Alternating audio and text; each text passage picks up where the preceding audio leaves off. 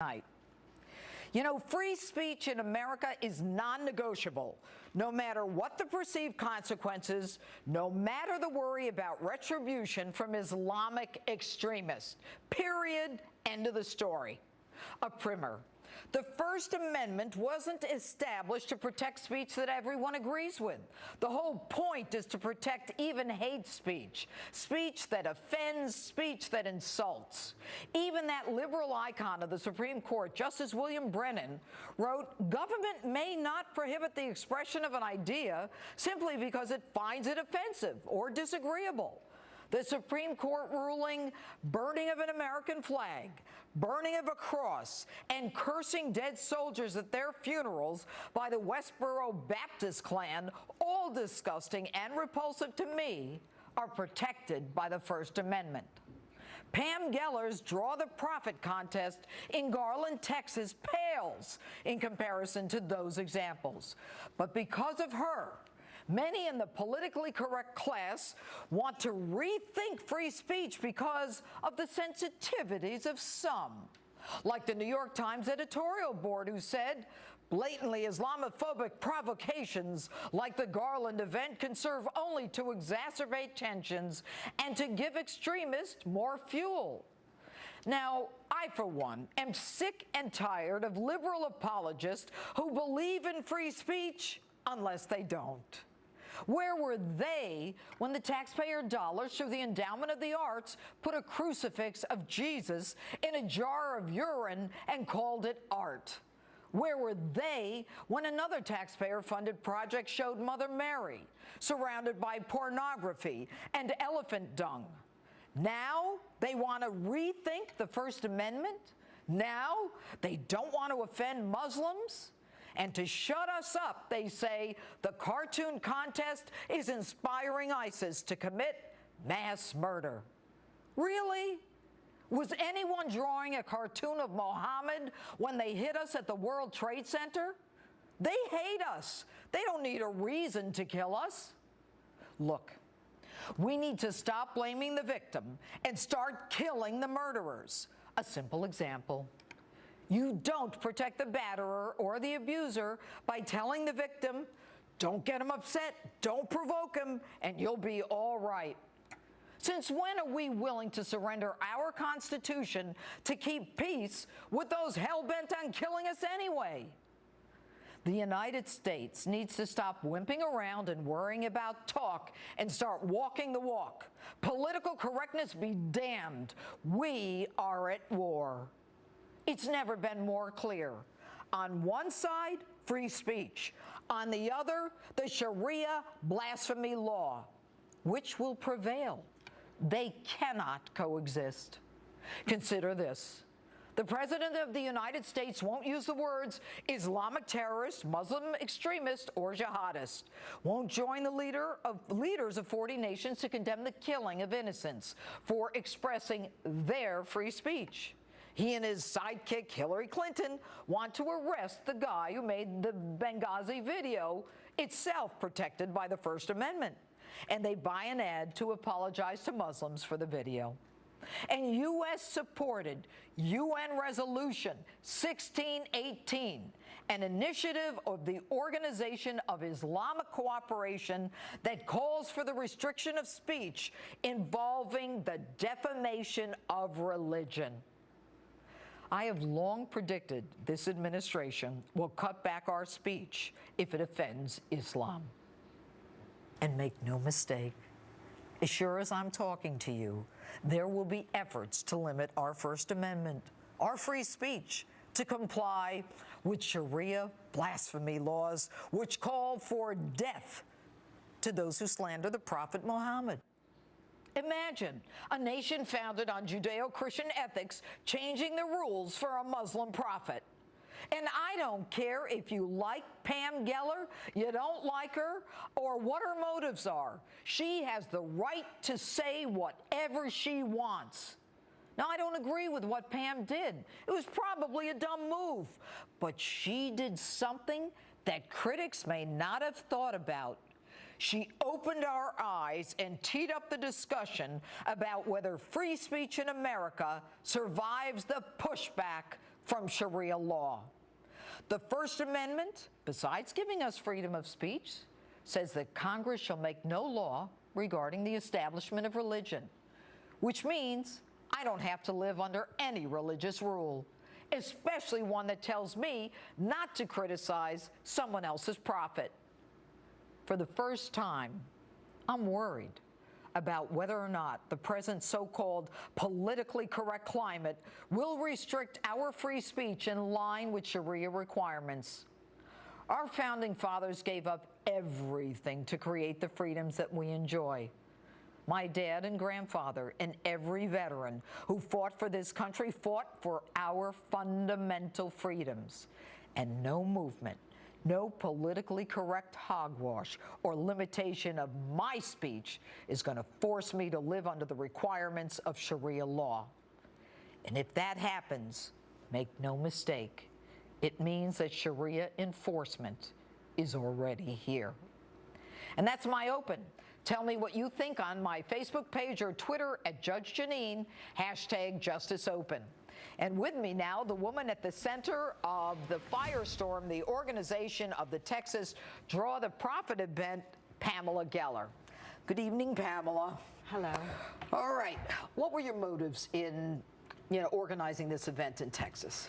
Well, back in January, in the wake of the Charlie Hebdo slaughter, Muslim groups held a conference, Stand with the Prophet conference, in support of Sharia restrictions. Now, the bodies weren't even in the ground, and American Muslim groups were holding a conference in support of the ideology behind the slaughter.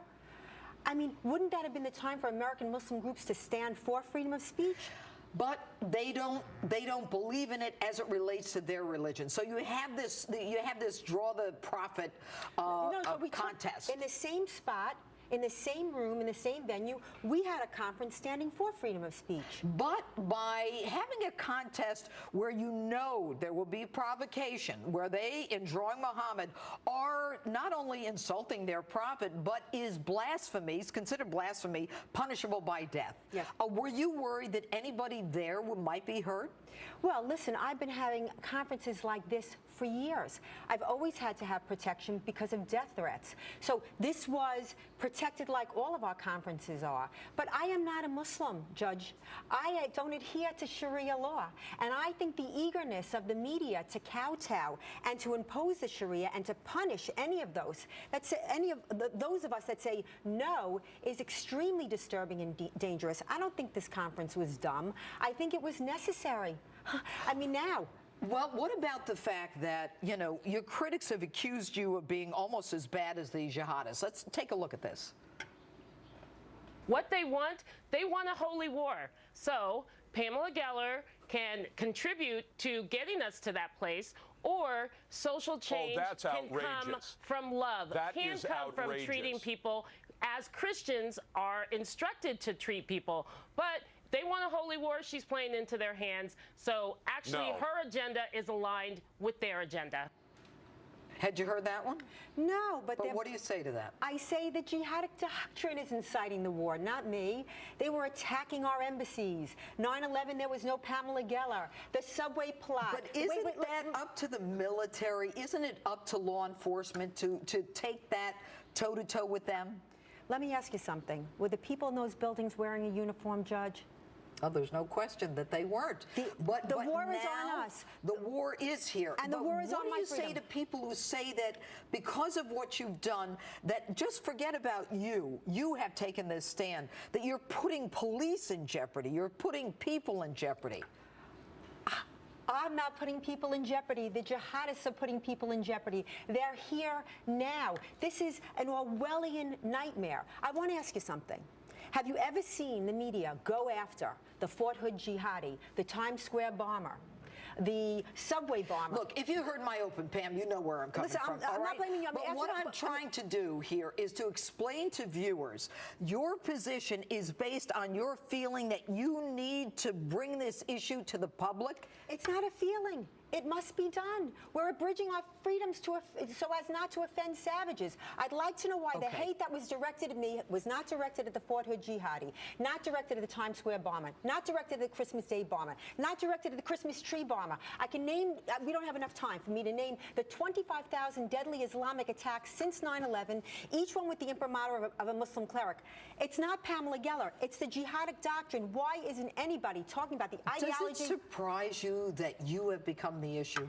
It shocks me. It's astonishing. Did you ever expect that you would be at the center of this wild controversy? No. And I think that it's been very instructive to the American people on a lot of levels. First of all, the media is saying one thing, and I can tell you, Judge, I have received tens of thousands of emails in support. Please don't stop. Finally, somebody's doing this. If you look at the comment sections, look at what's going on at this network. You know, when they say we don't want to offend our allies in Egypt and Jordan, the coalition. I want to read one thing to you. Do it quickly, because I have one last question. That the president of Egypt said. Oh yeah, El-Sisi. We all know El-Sisi is trying to get rid of the jihadists. The corpus of texts and ideas that we have sacralized over centuries to the point that departing from them has become impossible is antagonizing the whole world. Well, okay, let me ask the questions. Are you afraid for your life? Of course I am. Are you willing to give your life for this? I have no choice. I don't want to live as a slave. I don't want to live as a slave. I will only live free. Do you think Sharia law is coming here? It's here. We're watching it in action. I'm dumb. I'm insightful. I didn't make the cartoons controversial. The jihadists made the cartoons controversial. Pam Geller, thanks for being with us this evening. Thanks for having me. And developing tonight, the U.S. military on terror alert as ISIS says they have over 70 fighters in 15 states, while FBI Director Jim Comey warns there may be thousands of potential ISIS recruits here already. With me now, Fox News military analyst and author of the new book, Valley of the Shadow, Lieutenant Colonel Ralph Peters. Good evening, Colonel. The U.S. military raises its alert level for bases in North America to its highest level since the 10th anniversary of 9/11. Why did they do this? Well, they did it because there is a general threat, not a specific threat against Fort Bragg or Fort Hood, but just a general threat. And they're doing what's wise. You're tightening up security at the bases. But the military's not in panic mode, and we shouldn't be hysterical about it. They're competent. That doesn't mean a terrorist can't attack a base or can't kill a soldier or his spouse, but it means we're taking reasonable measures that fall well short of hysteria. And what about ISIS? You know, we keep reading about, you know, Director Jim Comey is now talking about thousands, you know, in 50 states. But now what we're hearing, Colonel, is that it's not just the disaffected young kids from poor neighborhoods who'd be joining a gang and so they join ISIS instead. These are middle class, some of them upper middle class kids. What is the attraction? Well, first of all, it's always been a myth that you recruit terrorists only from the lower classes. It's actually people that have to have a sense of not being recognized for their magnificent value, et cetera. And so it's often the more entitled feeling, failed kids of the middle class or upper middle class who will do this. Now, what is appealing to them? What's appealing to them is a great deal. I mean, we're telling these kids, especially, you know, the jailbird converts, we're saying, hey, you can get a job flipping burgers. You can get a job at a Walmart. And Islamic State is telling them, all at once, all will give you permission to torture, to kill, to rape, to enslave, and if anything happens to you, you get to go to paradise and get 72 versions. That's a good deal. I mean, we're not making a good counteroffer in this bidding war. What is our counteroffer, Colonel? What should our counteroffer be? The best counteroffer is to kill those Mike's Foxtrots. Just kill the terrorists wherever you find them on a much greater scale than we're killing them. I'm not interested in drawing cartoons. I'm interested in exterminating terrorists. And it's going to take a long time. And people say, oh, no, we can't kill them all. We can't play whack-a-mole. Look, we have 2,000 years of history of these religious fanatic insurgencies. The only thing that's worked in 2,000 years is killing them. Well, it's obvious. I agree with that. But Colonel, you know, what we had this week in Texas was the killing of these two, you know, ISIS-connected recruits who came to attack those at Pam Geller's event. Now, you know, we've got a guy who's a traffic cop with a revolver in Texas who takes him out in a second. second. Why do I feel like they're more prepared in Texas to deal with this than they are in Washington? Why are we on the defense with ISIS as opposed to the offense? Well, everybody in Washington went to Harvard or Yale. Everybody in Texas went to Texas A&M or University of Texas. Go Horns, Yes. Hook 'em horns, and and also, we should all be very grateful to that cop, not only because he got the formula exactly right, 1 gun, 2 dead terrorists, straight shooting, but because he saved the American taxpayer a lot of money in trials, medical bills, etc. I mean, look, it sounds monstrous. I know you got to kill the jihadis. Well, they want to kill us, and it's a very straightforward equation. You kill them first. And if you're unwilling to kill them and keep on killing them, they will keep on killing us. I mean, it'd be nice if we could live in a paradise where negotiations, which are the opium of the intellectual class, where negotiations could solve everything. Negotiations don't work with fanatics. All right, Colonel Ralph Peters, thanks so much for being with us this evening. Thank you. All right.